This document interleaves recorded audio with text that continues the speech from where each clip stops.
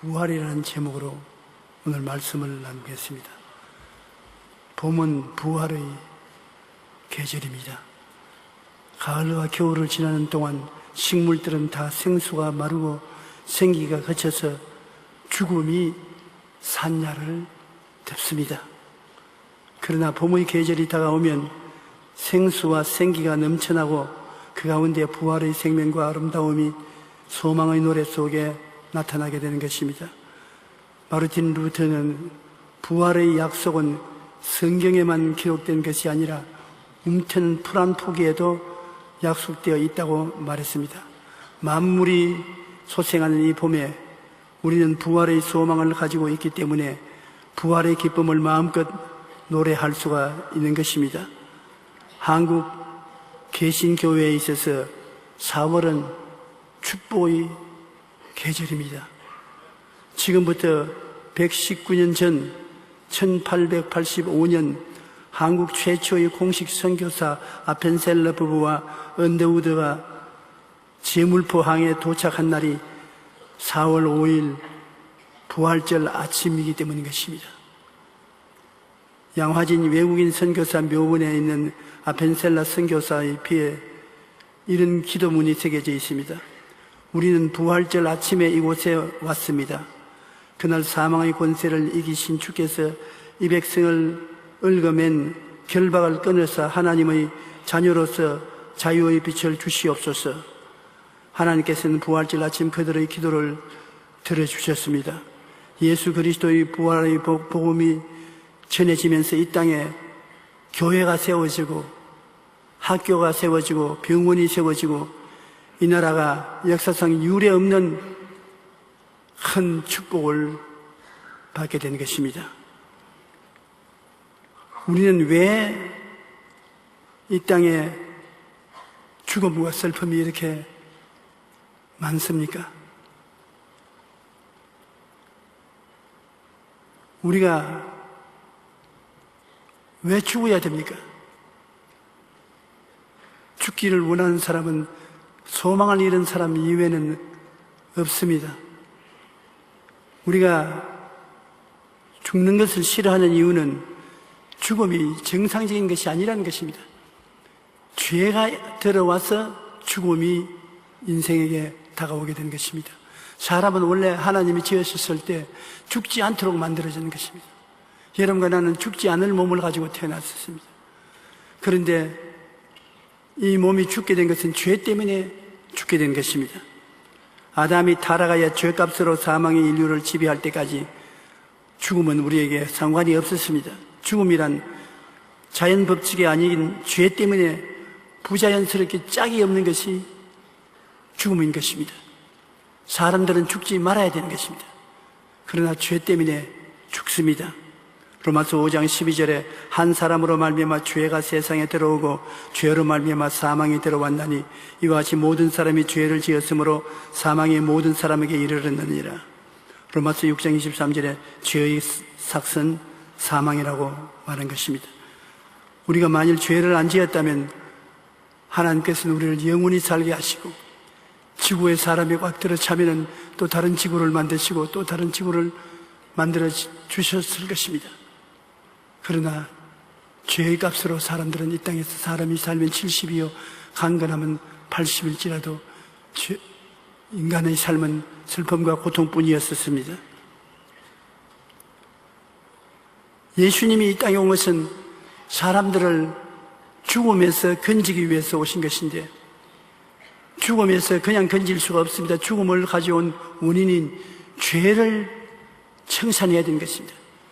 예수님은 우리 인류의 죄를 청산하시고 죽음에서 건져내시기 위해서 오신 것입니다. 예수님 자신은 죄 없이 잉태되고 죄 없이 태어나기 때문에 예수님은 죽을 수가 없는 몸을 가지고 계셨습니다. 예수님은 죽을 수 없어요. 그런데 왜 예수님이 십자가에 죽으셨느냐? 당신의 죄를 짊어지고 죽은 것이 아니라 예수의 죽음은 여러분의 죄를, 나의 죄를 대신 짊어지고 죽으신 것입니다. 예수님의 죽음은 억울한 죽음이었습니다. 죽을 이유가 전혀 없습니다. 예수님은 죄를 지은 적이 없으므로 죽으실 이유가 전혀 없습니다.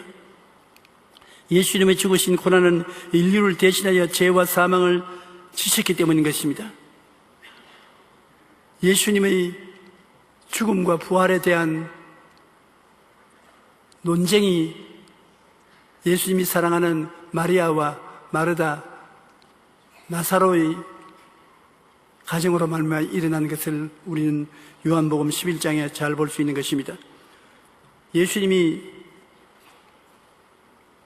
멀리 갈릴리에 가 계실 때 예루살렘에서 한 오리쯤 되는 동구 밖에 살고 있는 마르다와 마리아, 나사로의 집에 불행이 다가왔습니다. 나사로가 병들었습니다. 죽을 병에 걸렸습니다. 그래서 예수님께 신속히 소식을 전해 보냈습니다. 당신의 사랑하는 자가 병들었습니다. 와서 고쳐주십시오. 예수님이 와서 병 고치는 것은 하도 허다한 사건이기 때문에 특별한 일이 아니었습니다. 예수님이 이 땅에서 3년 동안 사역한 온 이스라엘 땅은 병원과 같았습니다. 가는 곳마다 병자를 고쳤습니다. 그러므로 마르다와 마리아와 그 아는 사람들은 예수님이 나사로가 병들었다는 이야기를 들으면 틀림없이 뛰어서 오셔서 고쳐주시기라 생각했는데 예수님은 그 소문을 듣고도 그대로 갈릴리 땅에서 이틀 동안 머물렀습니다. 그래서 그냥 죽은 것이 아니라 완전히 죽기를 기다렸습니다. 완전히 죽겠다는 것은 집안 식구들에게만 죽은 것이 아닌 것이 아니라 온 예루살렘에 있는 사람들이 다 나사로가 죽었다는 것을 알도록 기다린 것입니다. 예수님은 나사로를 살리려고 작정했기 때문에 예수님이 부활이요 생명인 것을 모든 사람이 깨달아 알 수 있도록 만들기를 원하신 것입니다. 예수님이 그래서 나사로가 죽은 지 나흘이 되어 이미 무덤에 장사 지냈는데 썩은 냄새가 나는데 제자들을 데리고서 찾아왔습니다. 예수님께서 찾아오셨다는 말을 듣고 마르다는 마음에 아주 한이 서렸습니다. 어떻게 이렇게 무정할 수가 있습니까? 나사로가 죽었다는 소리가, 병들었다는 소리만 들어서 뛰어오실 주님이 기다리는 우리를 내버려 두고 죽어서 냄새가 날도록 무덤에 파묻고 난 후에 오셨습니까? 예수님 발 앞에 엎드려서 통곡을 하고 울었습니다. 마르다가 주께서 여기 계셨더라면 내 오라버니가 죽지 아니하였을 겠나이다. 그 말을 하니까 예수님이 아무 말도 안 하고 가만히 계시거든요. 하하, 내가 무슨 말을 잘못했구나 생각한 마르다는 즉시로 말을 고쳤습니다. 주님이 지금 이제라도 무엇인지 기도하고 구하면 하나님께서 들어줄 줄 믿습니다.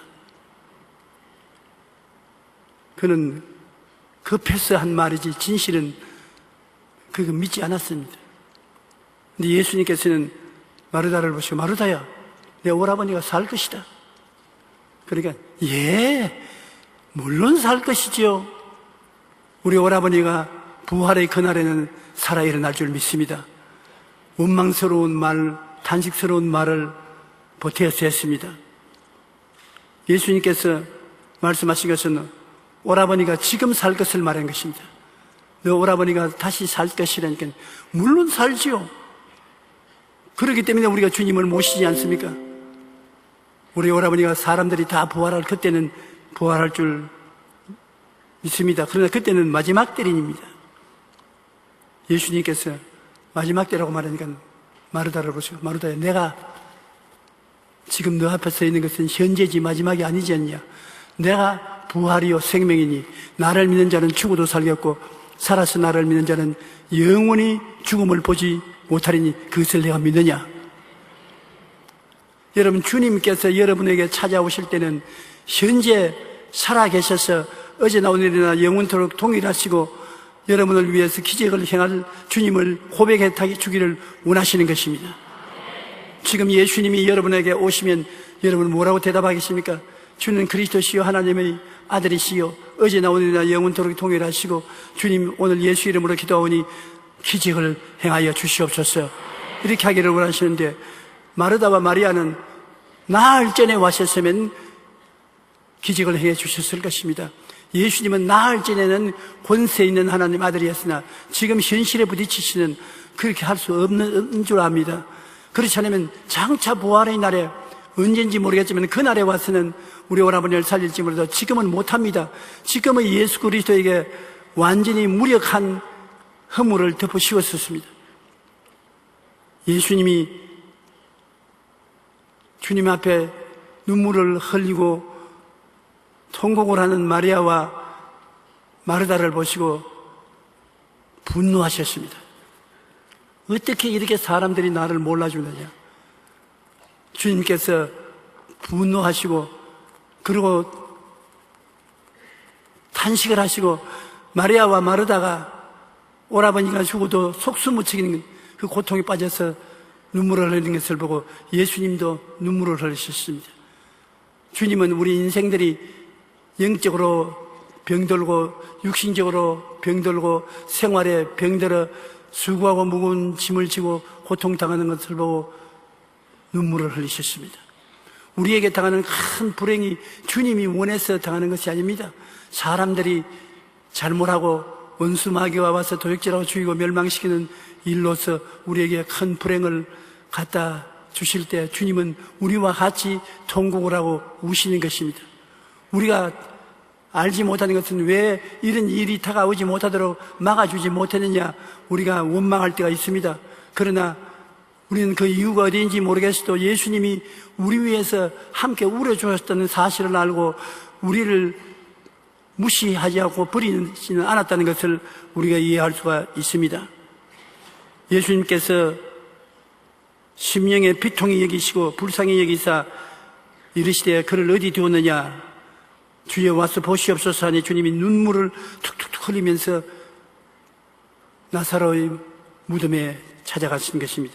그러므로 여러분, 예수님은 무인정한 하나님이 아니시고 주님은 여러분 우리를 사랑하시되 참으로 사랑하시는 분이신 것입니다. 오늘 우리는 온 나라와 온 국민이 울고 계실 때 예수님도 우리 가운데 와서 울고 계실 것입니다. 예수님께서 마리아와 마르다와 나사로를 사랑하시기 때문에 진실로 통곡을 하고 울으셨고 울기만 한 것이 아니라 은혜를 베풀어 주셨는 것입니다.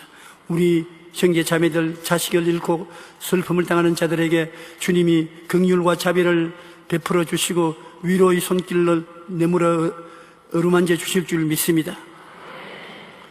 예수님은 여러분 이 땅에 오신 것은 그냥 울기만 하기 위해서 오신 것이 아닙니다. 이사야는 예수님 오시기 600여 년 전에 예언을 먼저 했습니다. 예수님이 와서 무엇을 할 것을 예언하는 가운데 보면 예수님은 우리를 대신하여 고통을 당하고 죽어주기 위해서 오신 것입니다. 예수 죽음 내 죽음, 예수 무덤 내 무덤, 예수 부활 내 부활, 예수 성천 내 성천, 이 일을 이루시기 위해서 주님께서 이 땅에 오신 것을 이사야는 예수님 오시기 600여 년 전에 예언을 하신 것입니다. 우리는 주의 성경에 예언한 말씀을 깊이 간직해야 될 것이고 깊이 생각해야 될 것인 것입니다. 이 예언은 바로 현재 살고 있는 여러분, 지금 여러분을 위한 예언인 것입니다. 예수님이 당하신 고통을 얼마나 상세하게 이사야가 예언을 해놓지 않았습니까? 그가 찔림은 우리의 허물을 인하며 그가 상함은 우리 죄악을 인하미라. 그가 징계를 받으므로 우리가 평화를 누리고 그가 채찍에 맞음으로 우리가 나음을 입었다. 여러분 죄가 예수님이 짊어진 죄요, 허물도 여러분 대신해서 담당을 했고 저주를 짊어지고 온갖 고초를 당했고 채찍에 맞아 피투성이가 된 것은 우리 병을 대신 짊어지고 그가 죽은 것은 우리 죄 때문에 죽었고 무덤에 들어간 것도 우리 위해서 무덤에 들어갔고 이 모든 고통을 사흘 만에 다 청산에 의해 부활하셨을 때는 여러분과 나를 위해서 영원한 생명을 주기 위해서 부활하신 것입니다. 예수님은 새로운 인류의 조상인 것입니다. 첫 인류의 조상은 아담이었는데 아담은 첫 인류의 조상으로서 범죄하여 우리를 영원한 고통 속에 빠뜨린 분인데, 예수님은 또 인류의 조상으로 왔는데 둘째 번 인류의 조상, 마지막 인류의 조상으로 오셨는데 어떤 인류의 조상이냐? 왜 새로운 인류의 조상으로 오신 것입니다. 옛 인류의 조상은 아담이고 새로운 인류의 조상은 예수인 것입니다. 예수님은 새로운 인류의 조상으로 와서 우리에게 의를 주시고 용서를 주시고 치료를 주시고 축복을 주시고 영생 복락을 주시는 인류의 조상이 되신 것입니다. 그러므로 시편 103편 1절로 5절처럼 우리는 예수님을 생각할 때 긍정적이고 적극적인 노래로 예수님을 생각해야 될 것인 것입니다. 내 영혼아 야훼를 송축하라. 내 속에 있는 것들아 다 그 거룩한 이름을 송축하라. 내 영혼아 야훼를 송축하며 그 모든 은택을 잊지 말지어다. 그가 내 모든 죄악을 사하시며 내 모든 병을 고치시며 내 생명을 파멸해서 속량하시고 인자와 긍휼로 관을 씌우시며 좋은 것으로 내 소원을 만족케 하사 내 청춘으로 독수리같이 새롭게 하시는도다. 얼마나 좋은 은혜의 말씀을 주님께서 주시지 않았었습니까? 새로운 인류의 조상은 우리에게 이렇게 영원한 새로움을 주시기 위해서 부활하신 것입니다. 주님이 이 세상에 인류에게 주어지신 가장 위대한 소식이 사망을 이기고 부활하셨다는 이 소식인 것입니다. 사망을 이기고 부활하셨다. 이제 예수님은 죽음에 눌려있지 않습니다. 생명의 근원지로서 우리에게 와 있으며 우리가 예수님을 마음에 모시고 감사하고 찬미할 때 예수님 속에서 생수가 넘쳐나고 생기가 넘쳐나는 우리의 생명의 근원이 되시는 것입니다. 고린도전서 15장 3절로 8절에 예수님이 바로 그 말을 하시지 않습니까? 내가 받은 것을 먼저 너희에게 전하였노니 이는 성경대로 그리스도께서 우리 죄를 위하여 죽으시고 장사지는 바 되셨다가 성경대로 사흘 만에 다시 살아나사 게바에게 보이시고 후에 12제자에게와 그 후에 500의 형제에게 일시에 보이시나니 그 중에 지금까지 대다수가 살아있고 어떤 사람은 잠들었으며 그 후에 야고보에게 보이셨으며 그 후에 모든 사도에게와 맨 나중에 만삭되지 못한 자 같은 내게도 보이시나니라. 예수님은 지금은 성령으로 살아계셔서 우리 곁에 있습니다. 기독교는 살아있는 창시자를 찾고 있는 유일한 종교입니다. 예수님은 죽음을 이기시고 부활하셔서 지금도 살아계신 분이신 것입니다. 그러므로 기독교 신앙의 핵심은 예수님의 죽음과 부활인 것입니다. 로마서 10장 9절에 내가 만일 내 입으로 예수를 주로 시인하며 또 하나님께서 그를 죽은 자 가운데서 살리신 것을 내 마음에 믿으면 구원을 받으리라. 예수님을 믿으면 미래의 부활을 약속받을 뿐 아니라 현재에도 부활의 생명을 누리며 살아갈 수 있는 것입니다. 장차 죽은 자한테 영원히 부활해서 살 뿐 아니라 지금도 예수님이 부활하시기 때문에 살아계신 예수님께 도움을 청하면 예수님이 여러분에게 생수를 부어주십니다. 그 속에서 생명수를 주는데 생명수는 목이 말라 갈증으로 죽어가는 우리에게 생수를 주시면 평안과 소망과 기쁨과 즐거움과 은혜를 주시는 것을 말하는 것이고 생기를 부어주시면 여러분의 마음에 희망과 큰 기쁨을 주시는 것입니다. 생명 강수를 마시고 생수를 숨쉬고 우리는 이 땅에서 즐거움을 갖고 살아갈 수가 있는 것입니다. 그러므로 예수님을 믿으면 미래의 부활을 약속받은 것은 말할 필요 없어도 부활의 삶을 누리며 살아갈 수 있도록 생명의 강을 주시고 생명의 기운을 부어주신다는 것을 잊지 말고 기대해야 될 것인 것입니다. 이 지구상에서 인간이 맞이할 수 있는 것은 마귀의 회방과 괴계를 예수님은 결정적으로 이기셨고 승리를 우리에게 주셨습니다. 주님께서 마귀와 귀신을 완전히 이기신 것입니다. 고린도전서 15장 20절 22절에 그러나 이제 그리스도께서 죽은 자 가운데서 다시 살아나사 잠자는 자들의 첫 열매가 되시도다. 사망이 한 사람으로 말미암으니 죽은 자의 부활도 한 사람으로 말미암는도다. 아담 안에서 모든 사람이 죽은 것 같이 그리스도 안에서 모든 사람이 삶을 얻으리라고 말씀하신 것입니다. 예수님께서는 고린도전서 15장 42절로 44, 58절에 사도 바울이 말한 것처럼 죽은 자의 부활도 그와 같으니 썩을 것으로 심고 썩지 아니할 것으로 다시 살며 욕된 것으로 심고 영광스러운 것으로 다시 살며 약한 것으로 심고 강한 것으로 다시 살아나며 육의 몸으로 심고 신령한 몸으로 다시 살아나니 육의 몸이 있은즉 또 영의 몸도 있느니라. 그러므로 내 사랑하는 형제들아 근실하며 흔들리지 말고 항상 주의 일에 더욱 힘쓰는 자들이 되라. 이는 너희 수고가 주 안에서 헛되지 아니한 줄 알미라. 여러분, 육의 몸을 가지고 앉아와 계시나 속에는 영의 몸이 같이 앉아 있는 것입니다. 영의 몸이 육의 몸을 옷 입고 와서 계신 것입니다. 그 영의 몸은 여러분 생각을 긍정적으로 하고 꿈을 갖고 믿고 긍정적으로 긍정하면 그 영의 몸을 통해서 여러분 주위의 생애가 변화가 오고 기적이 다가오고 영혼이 잘 되고 범사가 잘 되며 강건한 역사가 일어나게 되는 것입니다. 3차원의 세계는 여러분 육체의 세계인 것입니다. 여러분의 육체의 세계는 먹고 입고 마시고 이 세상에 활동하나 기적은 보지 못합니다. 그러나 여러분 속에 영혼은 4차원의 영성이라고 말하는 것입니다. 영혼은 생각을 가지고 있고 꿈을 꾸고 믿고 말을 통해서 없는 것을 있게 하고 기적을 베풀고 영광을 성취하는 위대한 일을 할 수가 있는 것입니다. 우리가 많은 안 믿는 사람이나 혹은 믿는 사람조차도 부활이 없다고 말합니다. 사람이 죽었다 어떻게 부활하노? 오늘날 부활을 믿지 않는 사람들이 있는데 사도들이 활동했던 당시에도 부활을 믿지 않는 사람이 있었습니다. 바울은 고린도전서 15장에서 만약 부활이 없다면 어떤 결과가 가져올지 이렇게 말합니다. 만약 부활이 없다면 자기가 생명을 바쳐 전하는 복음은 헛된 것이다. 부활이 없다면 우리의 믿음도 헛된 것이다. 부활이 없다면 자기를 포함한 사도들은 모두 사기꾼이다. 부활이 없다면 우리가 여전히 죄 가운데 있게 된다. 부활이 없다면 예수 믿는 사람들은 모든 사람 가운데 가장 불쌍한 사람이 될 것이라고 말한 것입니다. 그러므로 부활은 반드시 있는 것입니다. 2013년 작년 한 해 우리나라에 죽은 사람의 수는 26만 6,500명으로 하루 평균 730명이 시간당 30명이 병원이나 집, 거리 등에서 죽었습니다. 이처럼 죽음은 항상 우리 곁에 있으며 죽음을 피해갈 수 있는 사람은 아무도 없습니다. 시간당 30명이 죽어가는데 우리가 설교하는 있는 이 시간에 30명이 죽어가니 언제 우리 차례가 올지 우리 알 수가 없는 것입니다.